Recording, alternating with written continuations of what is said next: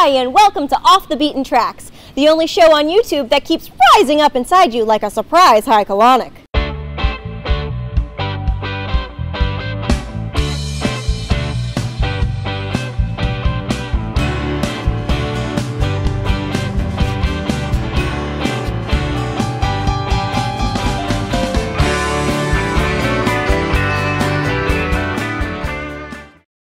The fact that we have this random guy on the cover, to me, is hilarious.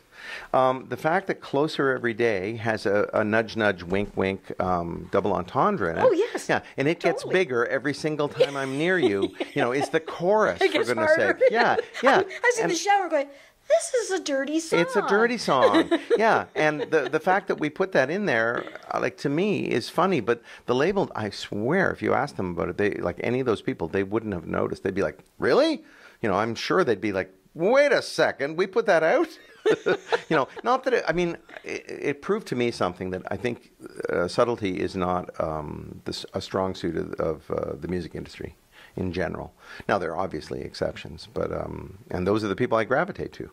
But, you know, in the sort of mainstream music business, which definitely we were aspiring to that, and we were in it for a while. Yeah, subtlety isn't welcome. So I'm not saying we're cleverer than everybody else. I'm just saying that we had this layer that I don't think many people saw. And in fact, when we went from playing clubs in downtown Toronto before we had a record deal to playing, you know, across the country, we had a completely different audience. An audience that was more attuned to Glass Tiger and that kind of band, yes, and as opposed to the kinds of bands that we aspired to, the bands that, you know, in the circle that we were in Toronto, you know, Jack de Kaiser, the Razorbacks.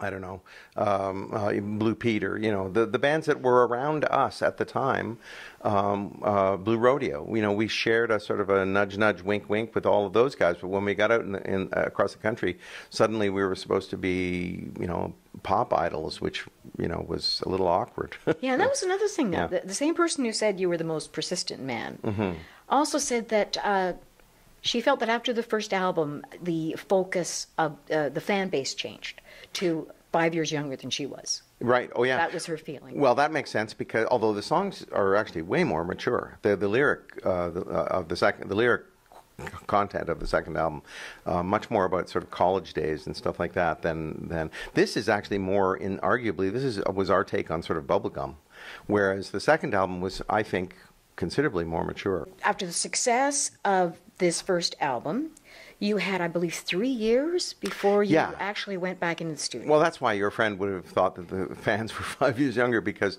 we waited, like the record label, not to blame everything on them, but we were ready to go. We had 25 or 30 songs, you know, from the back catalog, but also new songs that we were ready to be in the studio. As soon as this one was done, which took about a year, we wrote this one hard. We were ready to go in a studio and record them, but they didn't think we were ready. And the record we ultimately made is more singer-songwritery. It's less poppy. This is the second album, Louder Than Words, and we made it with somebody who we admired deeply, Jules Shear. So I think of him as primarily a songwriter, and you say that he had not produced before that. No, I don't think he'd produced anybody before that. So then he comes in and he wants to write with you. Yeah, he would produce us. The deal was he would produce us as long as he could write a third of the material. And he meant a third of every song. In other words, we would write fresh songs together. We trotted out for him many songs that we had written before. By the time we started writing with him, we had probably 30 or 40 songs, you know. Right. And we played him a bunch of songs, and every one he had something negative to say about it. It was very disheartening, actually. And he kept saying, I just think we can write better songs, you know, from the ground up. Well, it was very disheartening, but also very encouraging, because this is a guy that we admired deeply. So we thought we would try. And the first couple of songs, one of the two made it onto the record, and it's actually a beautiful song that I play sometimes still now. And I just thought this is a whole other level of lyric writing. There's very much on Which song was that? If I Could Be There on the second album. But we wrote all of the songs together ultimately, and I really felt like it's just another level. I mean, there's just another level of storytelling and avoiding the obvious rhyme in the song for this. The songs for this album, if it rhymed, it was in, and and you know, in a way, that's good because you get, first of all, you write faster. You're not agonizing over some rhyme word, but also, I'm not sure. Most people, I don't think, listen to the words first. No. I think most people listen to the words third or fourth, depending. And so I think they would listen first to the rhythm and at the same time the melody. And then the rest of the production, and then maybe the words. Even though they're hearing the melody, they're not taking in what the words are. So the words were really strong on the second album, and the melodies were good too. The production was not so exciting. You know, it's okay. I think the songs are way stronger than the record. They're definitely far more sophisticated. Yeah, yeah. I didn't hear, there was only a few times that I would hear really a Jules Shear influence. Most notably, for instance, when you come into the chorus on Bridges Burning. Oh, yes. The build. Yes. That's pure Jules Shear. Right. Yeah, yeah, I would say so, yeah. I instantly heard that. We sat in Jules's writing room in Northampton, Massachusetts for about 10 days the first time, and then 10 days the second time. And then we had some other writing sessions in Toronto, but that, like, we came up with 20 more songs. So at that point, now we have 50 or 60 songs, but we're going to only work with the Jules Shear ones. It means now, in 2019, I can dig through those other songs and maybe make another Jitters record because we're still playing together. We're still friends. That's right. You're still doing the occasional gigs. Yeah, yeah, a couple of times a year. You could sort of dig those out, and it could be the undiscovered rarities, treasures. Yeah, I'm not sure anyone would care about us, but honestly, we would enjoy doing it, and you know, that's partly what. That's definitely, it's a big reason why I'm in the music business, is because I enjoy doing it. I enjoy making music and singing and playing and so forth. And these days, who knows how you're going to get paid. So anybody who goes into the music business to make money, to make a lot of money, is crazy. Yeah. Because there are many other ways to make money that are a lot easier. It's a bad but it's always time. really been true. Like if you got into the music business because you thought, all right, this is a good hustle, you know, I can write some songs, and next thing you know, I'll be rich. It's like, yeah, good luck with that, buddy. You know, TV shows always show, you know, somebody, the poor hapless songwriter whose song gets overheard by the evil person, who then turns it into a hit record. You know, and I always think, yeah, how do you do that? Because, like, if it was so easy for him to turn it into a hit record, how come I can't do that? I've been doing this for X number of years, you know. It's just not that easy. The evil guy is the devil, and you have to sell your soul. Well, if the evil guy is the devil, then yes, he's got all the power in the universe. And even then, he probably didn't make that much money because the royalties were so crappy. So, and he had to give away half the publishing. Yeah, exactly. Even the devil would have to do that. Another thing that I thought was great when I watched the video of, as I said, I noticed the Jules Shear build in the Bridges Burning. But what I loved, there was a part of me that really personally loved the fact that you had your parents in that video. And the reason why is because if you look back, video cameras were not ubiquitous then. Nobody had them. No. So, you know, my family was all gone by the time even cell phones, were appearing. Yes. So I don't have any video except for one tiny piece of video. And so it must be so nice for you to be able to look back and see them. Yeah. You know, at that time. Yeah, it really is. I mean, it's quite a time capsule, actually, because my ex-wife, Arlene Bishop, is in the video, and although I see Arlene almost daily. I thought that was her. Yeah. Arlene's there. Matthew Greenberg's old girlfriend from the time, Peter Nunn's wife at the time. There's all kinds of stuff going on in that video that when I look at it, I'm just like, wow. It is a real time capsule. Yeah. It's such a sweet thing to have, and I'm so happy that you do have that. Yeah, I think it's a really great video. It's a guy named Curtis Werefritz made that for Revolver Films, and I think he did a great job. I really do. They burned a tree for us. I said, but the bridge is burning. And he said, yeah, we're not burning a bridge. We're going to burn a tree.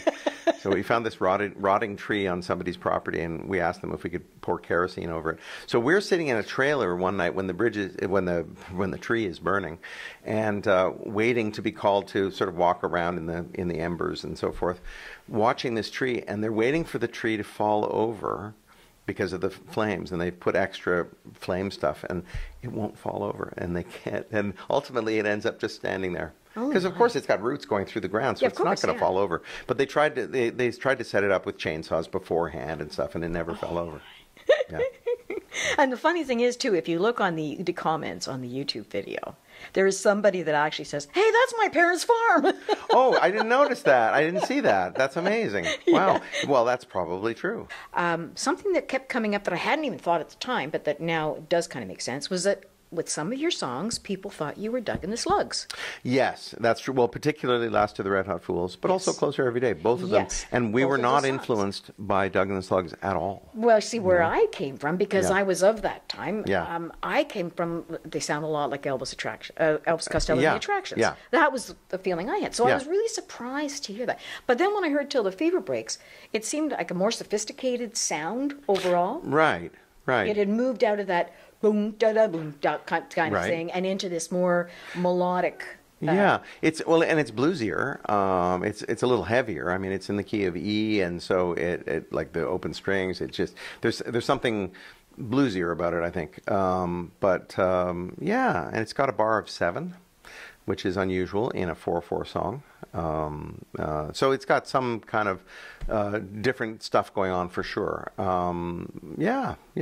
It was like you had matured, because I mean, I'm thinking of like the video at R.C. Harris and at you know, and how that you guys were kids and you were clearly having fun playing grown-ups. Yes. And then Till the Fever Break, now you're the grown-ups. Yes. You know, so to my mind, that was the change. Right. Oh, that's interesting. And I've never really thought of that. I put part of that down to the fact that, I mean, 10 years had gone by, essentially, since you first did, first got together in 81, and then Take Me As I Am, and the Q107, you'd done this enormous arc of growth. Yeah. So, and then, of course, you're also working with somebody who's, you feel, has more songwriting expertise under their belt. No doubt. So you're deferring to someone who has a different style. And so all of this stuff is, it's a sort of a sophistication that, a veneer of sophistication, I think, is what I would say about it. And it's funny, you mentioned about Jules, deferring to Jules. We really did. I mean, I said to Danny, the guitar player,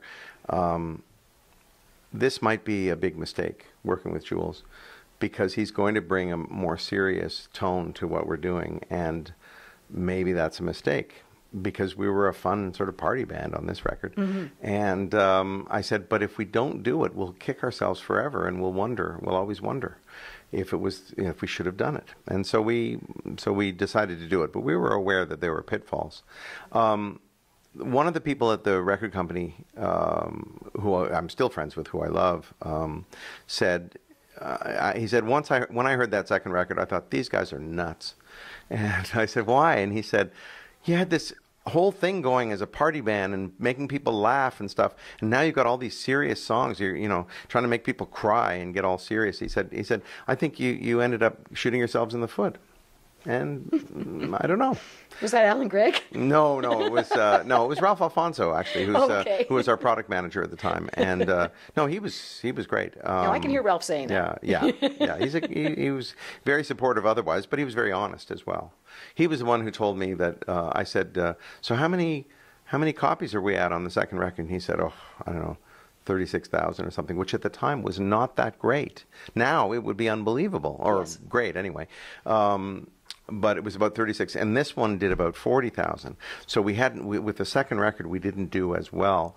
And I remember saying, well, still, both records, almost 40,000 copies. He said, you're dreaming. The second one is 36,000. Like he was very, very particular about the numbers.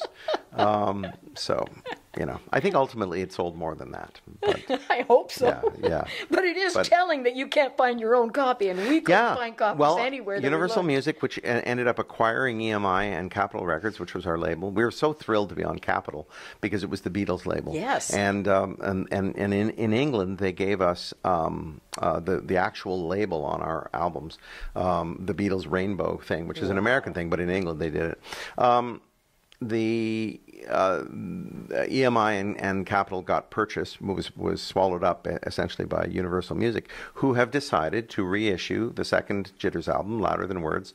I'm not sure when, because I think we have to record 2 new songs, so that may be why it's being held up. But they're also reissuing. No, they're going to do a compilation. That's what it is. They're going to do a greatest hits between the 2 plus a few new songs, and then they're going to do a reissue of Louder Than Words. Wow. Yeah, so I'm quite excited about that. That's so fantastic. There'll be 2 new Jitters records out on the market. At a time when records don't sell at all. Yeah, exactly. It's perfect. But they'll be available as downloads and so forth, and it'll be a reason for us to play shows. And, you know, like activity begets activity, you know. Indeed. If you sit around waiting for something to happen, sometimes it will. Rarely. But if you make something happen, you're guaranteed, even if it fails, something's going to happen. I was the lead singer and main songwriter. There were guys in the band whose girlfriends were telling, and wives were telling them, why don't you sing more?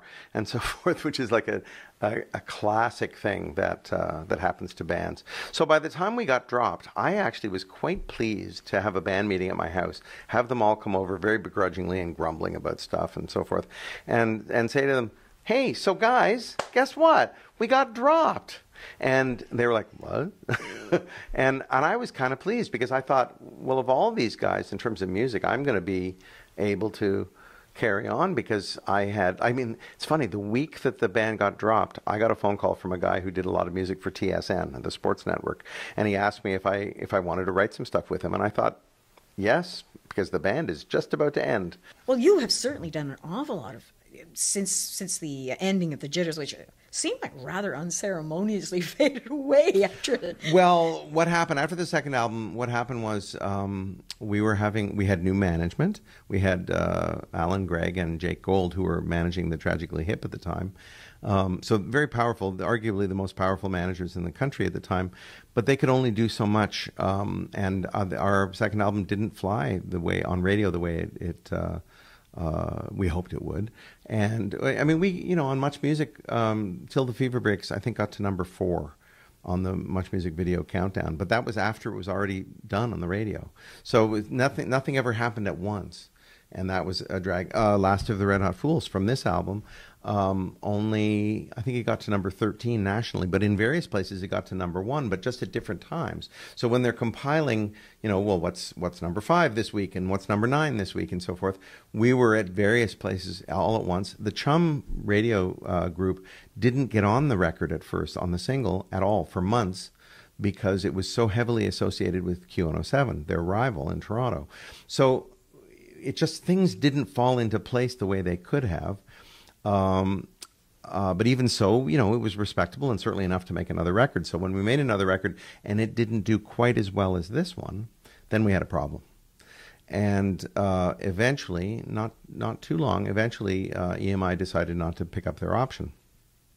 Record deals are, I'm looking at the camera to say, this is how they work, kids. Record deals, you might get signed for a 5-album, 5-year deal, but it's at the record company's sole option. If they don't like the stuff you've recorded, they can drop you. They're under no obligation to put out anything at all. But if they put out the first one and it does okay, they can decide to put out the second one. But they can also decide at that point, yeah, that's enough, which is what they decided with us. And they could have said, we want to keep going and we want to try and get another deal with somebody, but nobody said that. They were all like, okay, I guess we're done. And that was the end of that. So it was very unceremonious. And we played a handful of gigs after that, and they were some of the most fun gigs we played, just because now the pressure was off. Exactly. And so we played some really fun gigs. And then we stopped playing for about, 10 years, 15 years, and then started playing again fairly recently. and we're really enjoying it. Music's been really good to me. I mean, I wasn't sure when the band broke up. I thought, well, I can do this TV music thing. Let's see where that goes. Well, it went pretty well for me. So I've written a lot of stuff for television. And everything I do is related to music. I've yet to sort of surrender and go and work at something that I didn't really want to do so that I could support my habit or pay the rent or whatever. You know, I've been very lucky. And then you created Song Studio. Yeah, I do a songwriting workshop in the summertime. It's we're going to year 16. I did it. I founded it with Rick Emmett from Triumph. Yeah, we're doing 16 years of a week-long summer workshop in July at the Royal Conservatory of Music, where we hope to teach you how to write your best songs ever. This has been Off the Beaten Tracks. I'm Roxanne Tellier, and we have been talking to Blair Packham from the Jitters. Thanks for tuning in.